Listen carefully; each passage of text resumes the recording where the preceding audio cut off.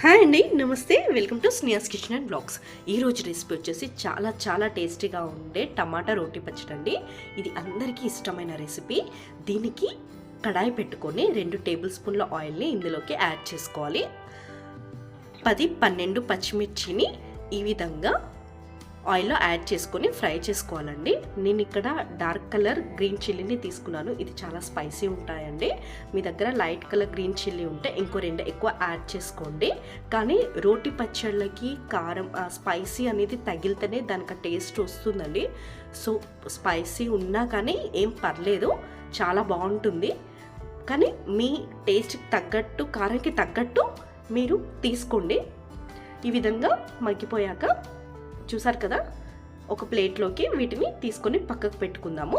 మనము ముందుగా కట్ చేసి పెట్టుకున్న టమాటోస్ 10 మీడియం సైజ్ టమాటోస్ని మనం ఇందులోకి యాడ్ చేసేసుకుందాము. ఈ ఆయిల్లోకి ఇవి చక్కగా కలుపుకోవాలండి. ఇది 15 నిమిషాల వరకు ఉడికించుకోవాలి మనము. ఇప్పుడు మనము ఇందులోకి కొత్తిమీరను కూడా యాడ్ చేసుకుందాము. ఒక 15 నిమిషాలు ఉడికించుకుందాము. ఇప్పుడు మనము టమాటోస్ ఉడికాయా లేదా చూద్దాము. చూసారు కదా, చక్కగా ఉడికిపోయాయి. రోటి పచ్చడి కాబట్టి మనం దంచంగానే అది పచ్చడి అయిపోవాలి, అంతా సాఫ్ట్గా ఉండాలి. సో అలా ఉడికించుకోండి.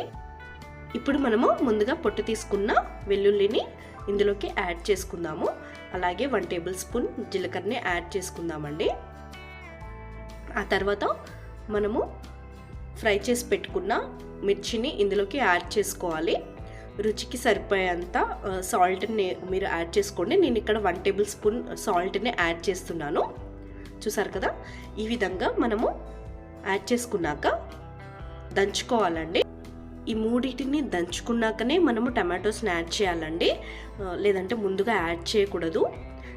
చూసారు కదా, ఈ విధంగా దంచుకోవాలి. ఆ దంచుతుంటే ఆ జీలకర్ర వెల్లుల్లి స్మెల్ అనేది చాలా బాగుందండి. ఇప్పుడు మనము టమాటోస్ని యాడ్ చేసేసుకుందాము.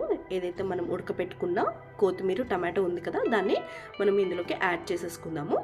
ఈ విధంగా యాడ్ చేసుకున్నాక చక్కగా రుబ్బుకోవాలండి. చాలా బాగుంటుందండి ఈ పచ్చడి. ఖచ్చితంగా మీరు ట్రై చేయండి. చపాతీలోకి, రైస్లోకి, ఉప్మాలోకి, టిఫిన్స్, దోశ, ఇడ్లీ అన్నిటిలోకి చాలా బాగుంటుందండి. మనకి నోరు బాగాలేకపోయినా కానీ, ఫీవర్గా ఉన్నా కానీ చాలా బాగుంటుంది. ఏదన్నా మంచి కూర ఉన్నా కానీ దాన్ని పక్కకు పెట్టేసి మరీ ఇది తింటారు, అంత బాగుంటుంది టేస్ట్. మీరు ఖచ్చితంగా ట్రై చేయండి. ఈ విధంగా రోట్లో చేస్తే ఇంకా టేస్టీ యాడ్ అవుతుంది. అదేంటో తెలియదు కానీ చాలా టేస్ట్ ఉంటుందండి రోట్లో చేసింది.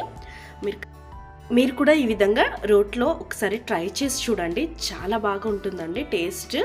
నాకైతే వేడి అన్నంలో పచ్చడి వేసుకొని నెయ్యి వేసుకొని తినాలని ఉంది. అంత బాగుంది, స్మెల్ కూడా చాలా బాగుంటుందండి. పచ్చడి రెడీగా ఉందండి తినడానికి. ఇప్పుడు ఒక దాంట్లోకి తీసి పెట్టుకుందాము. చూసారు కదా, కలర్ఫుల్గా ఉంది. మీకు నా రెసిపీస్ నచ్చినట్టయితే ప్లీజ్ అండి లైక్ చేయండి, షేర్ చేయండి అండ్ సబ్స్క్రైబ్ చేయండి. Thanks for watching.